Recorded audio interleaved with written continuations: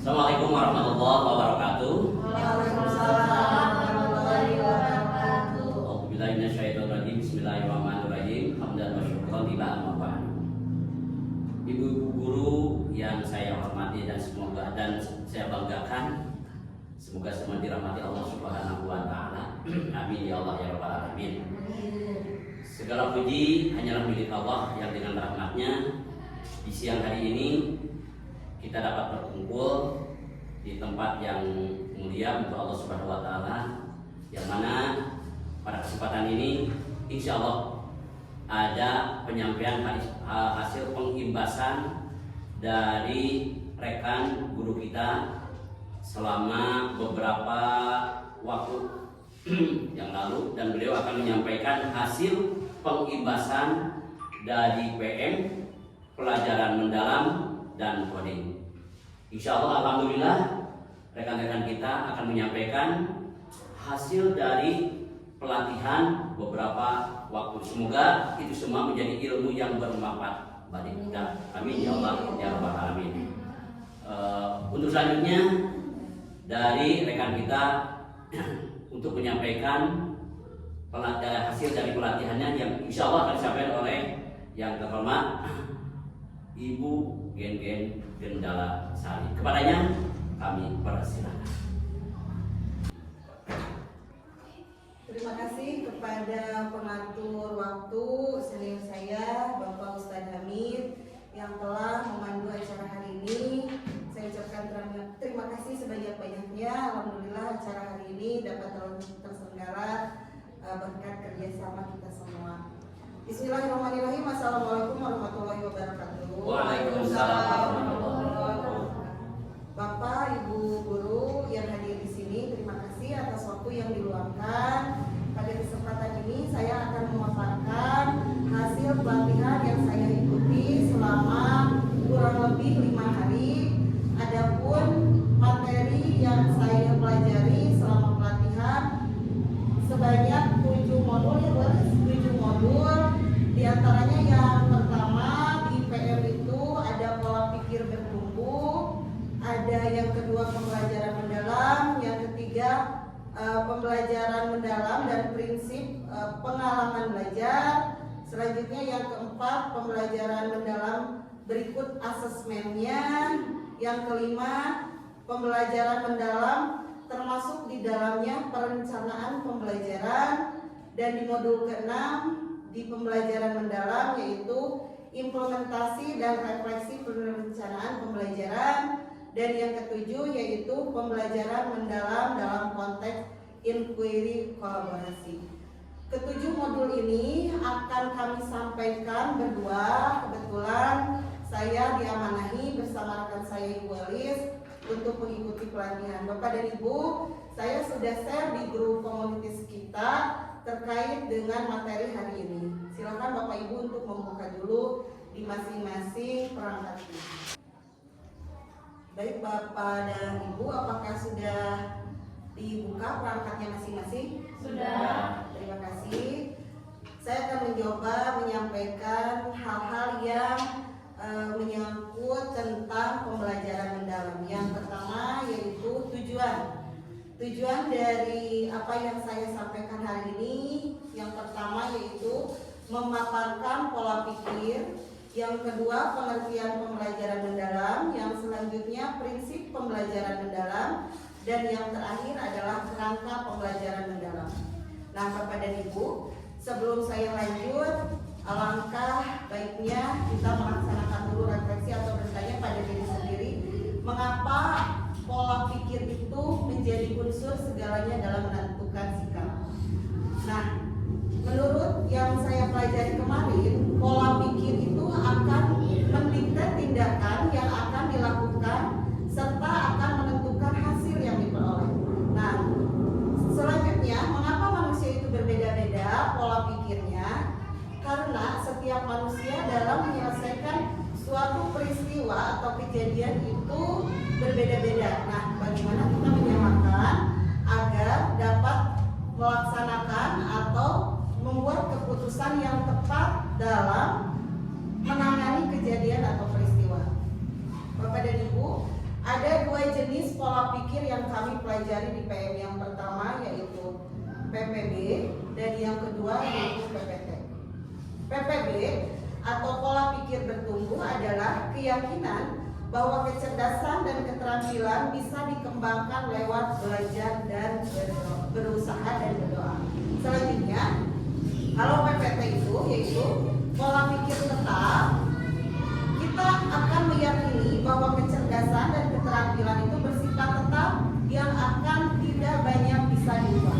Itu adalah perbedaan antara pola pikir bertumbuh atau PPB dan PPT. Selanjutnya, dari pola pikir tersebut, mana yang sering kita gunakan dalam proses pembelajaran? Karena di dalam kelas tentu saja kita sering mengalami kendala terhadap beberapa hal yang menyangkut peserta didik. Saya minta Bapak dan Ibu sebagai salah satu model hari ini untuk menyampaikan terkait kendala di kelasnya masing-masing dan bagaimana Bapak dan Ibu cara menyelesaikannya. Terima kasih kepada yang bersedia, dipersilakan untuk maju ke depan. Bu, izin bertanya. Saya Ibu Hera dari guru kelas 1. Dalam pembelajaran sehari-hari tentunya di setiap kelas pasti memiliki tantangan. Begitupun juga di dalam tantangan tersebut kita harus bisa menemukan cara untuk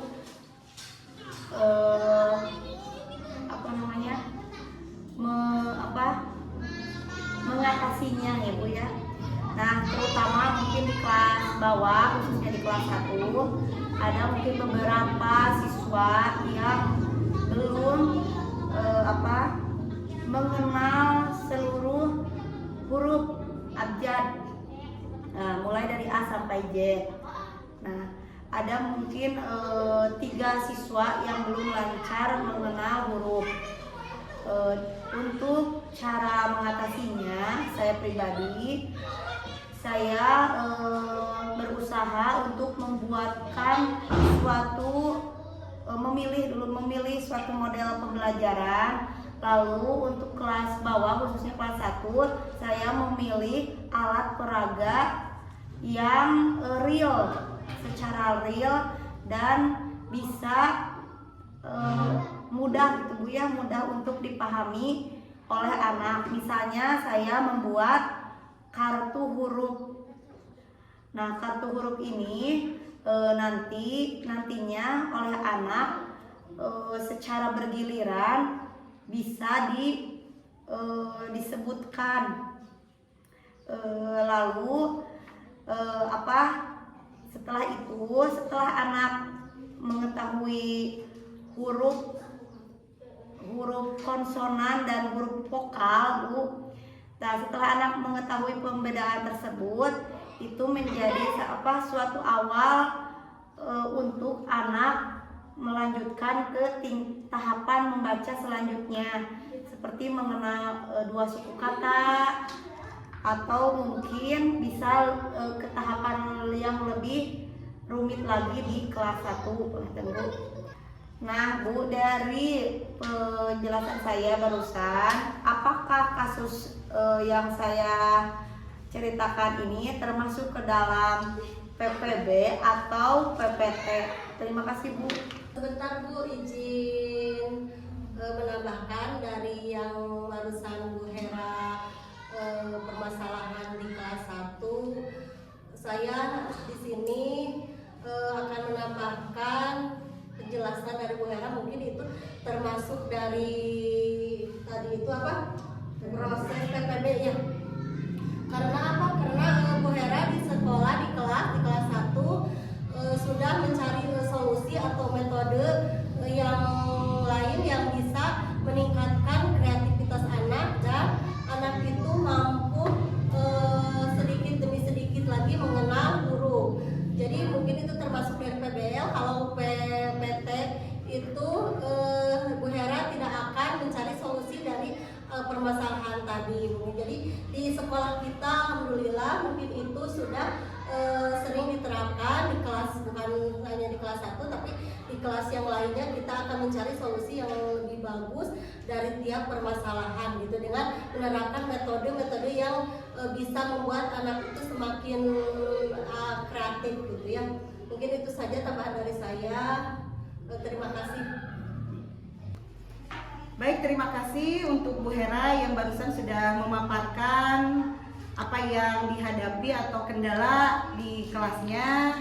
Terima kasih juga kepada Ibu Rize telah memperkuat pernyataan dari Bu Hera terkait dengan apa yang sudah dilakukan atau dikerjakan oleh Ibu Hera. Betul yang disampaikan Bu Rize, Bu Hera sudah melaksanakan berbagai teknik agar siswa itu mampu mencapai capaian pembelajaran di kelasnya tersebut. Nah, Bapak dan Ibu, saya akan sampaikan beberapa suara dari pola pikir tetap atau PPT dan suara pikir bertumbuh. Nah, kalau di PPT, kalau saya gagal berarti saya tidak mampu. Itu adalah mindset yang dibangun oleh PPT. Sedangkan oleh PPB, kalau saya gagal berarti saya harus belajar lalu mencoba lagi. Selanjutnya, kalau di PPT, saya akan menolak saat menerima tugas yang belum atau pernah saya kerjakan, sebab beresiko untuk gagal akan besar. Itu adalah suara PPT. Sedangkan suara PPB, saya akan meminta pekerjaan yang belum pernah saya kerjakan, sebab ini adalah peluang untuk belajar dan mengembangkan potensi diri. Itu adalah suara dari PPB. Lanjut di suara PPT, kesalahan menunjukkan kelemahan saya, sehingga harus dihindari demi menjaga nama baik. Itu adalah suara pola pikir tetap. Sedangkan di suara pola pikir bertumbuh, kesalahan itu merupakan sebuah proses belajar dan peluang untuk meningkatkan potensi diri. Bapak dan Ibu bisa mencari berbagai referensi apa yang termasuk suara pola pikir tetap dan suara pola pikir bertumbuh. Mari kita sama-sama membangun pendidikan yang sepenuhnya berpusat kepada peserta didik. Itu saja, terima kasih tadi berbagai masukan dari Ibu Hera dan juga Ibu Rize atas penguatannya. Untuk selanjutnya materi akan disampaikan oleh Ibu Elis. Kepadanya dipersilahkan. Terima kasih. Di sini saya akan menyampaikan tentang perencanaan pembelajaran mendalam atau RPP-PM. Yang pertama di sini ada identifikasi, meliputi 3 tahapan. Yang pertama ada mengidentifikasi kesiapan murid. Kemudian yang kedua ada memahami karakteristik materi pelajaran. Yang ketiga ada menentukan dimensi profil lulusan. Kemudian yang kedua ada desain pembelajaran. Kemudian ada 2, yang pertama menentukan tujuan pembelajaran, kemudian yang kedua menentukan kerangka pembelajaran. Di sini ada praktik pedagogis, kemitraan pembelajaran, kemudian lingkungan pembelajaran dan pemanfaatan digital.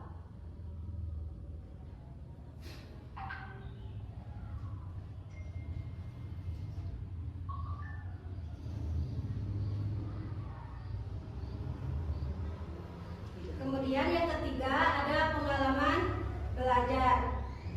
Ada 2 poin. Yang pertama, merancang pembelajaran dengan prinsip berkesadaran, bermakna dan menggembirakan. Kemudian poin yang kedua, mendeskripsikan pengalaman belajar, memahami, mengaplikasi dan merefleksi.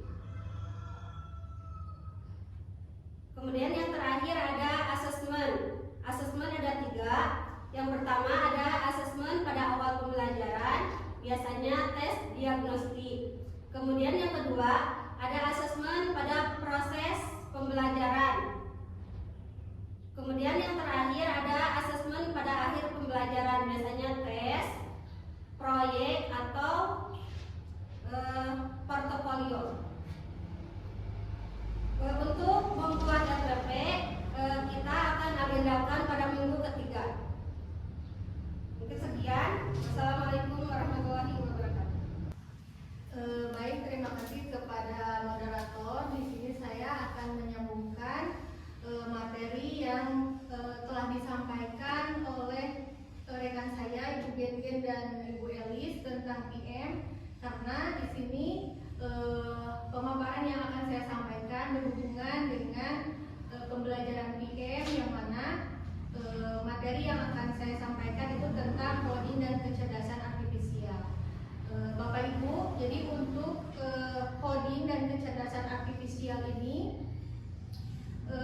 dia itu terdiri dari di fase C, ya, untuk mata pelajaran baru di fase C untuk di kelas 5 dan 6. Nah, adapun isi dari modul yang dipelajari selama pelatihan, yang pertama tentang mapel coding dan KA pada kurikulum nasional, kemudian berpikir komputasional sebagai dasar coding dan KA, kemudian konsep dasar kecerdasan artifisial pada fase C, kemudian pemanfaatan kecerdasan artifisial fase C, dan yang terakhir di modul 5 ada modul pedagogi coding dan kecerdasan artifisial. Untuk selanjutnya Bapak dan Ibu, di sini ada elemen coding dan KA atau unsur-unsur materi yang inti, ya, materi inti dari coding dan KA itu apa saja. Yang pertama ada berpikir komputasional, literasi digital, literasi dan etika kecerdasan artifisial, pemanfaatan pengembangan kecerdasan artifisial, kemudian algoritma dan analisis data. Nah, untuk yang bagian yang pertama, di sini saya akan menjelaskan tentang apa itu coding dan AI. Ya, Bapak Ibu, jadi AI itu sebetulnya sangat familiar dengan kita, atau dalam bahasa Indonesianya itu KA, ya, kecerdasan artifisial. Nah, untuk coding itu sendiri itu adalah sebuah pemrograman atau sebuah perintah agar komputer atau alat bekerja. Jadi misalnya seperti aplikasi yang ada di handphone kita, ya, seperti Google Assistant atau aplikasi Siri, WhatsApp, YouTube, TikTok, mungkinnya itu. Nah, itu termasuk ke dalam coding dan AI, ya, atau AI yang memerlukan coding itu atau pemrograman tersebut. Kemudian yang kedua ada AI atau kecerdasan buatan atau KA, istilah bahasa Indonesianya. Jadi AI itu adalah program yang bisa berpikir seperti manusia, belajar, mengenali, sampai membuat keputusan. Contoh seperti Google bisa menjawab pertanyaan kita, kamera HP bisa mengenali wajah, aplikasi bisa menerjemahkan bahasa. Nah, adapun hubungan coding dan KA, di sini coding itu jadi digunakan untuk membuat AI. Jadi AI itu tidak dapat berdiri kalau tidak ada program yang dimasukkan ke AI tersebut. Kemudian tanpa coding, ya, AI tidak bisa berjalan. Kemudian dengan belajar coding, siswa bisa mengerti cara kerja teknologi dan jadi pencipta, bukan hanya pengguna. Bapak Ibu, demikian pemaparan dari saya.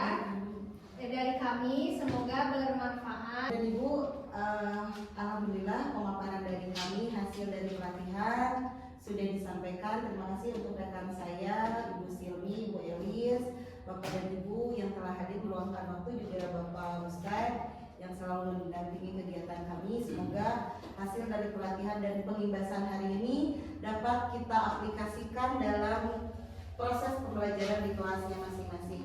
Terima kasih. Untuk waktu saya persilakan kembali kepada Pak Ustadz. Alhamdulillah, pada hari ini kita mendapatkan banyak ilmu. Semoga ilmu bermanfaat bagi kita semua. Demi mencerdaskan anak didik kita jauh lebih baik, yang mana generasi tersebut adalah ladang amal bagi kita. Semoga perjuangan jerih payah kita menjadi amal soleh yang diterima oleh Allah Subhanahu wa Ta'ala. Amin ya Allah ya Rabbal Alamin. Untuk itu acara ini dimulai dengan bismillah dan ditutup dengan bacaan alhamdulillah bersama. Alhamdulillah. Kurang dan lebihnya saya sebagai pembawa acara mohon dimaafkan. Assalamualaikum warahmatullahi wabarakatuh. Waalaikumsalam warahmatullahi wabarakatuh.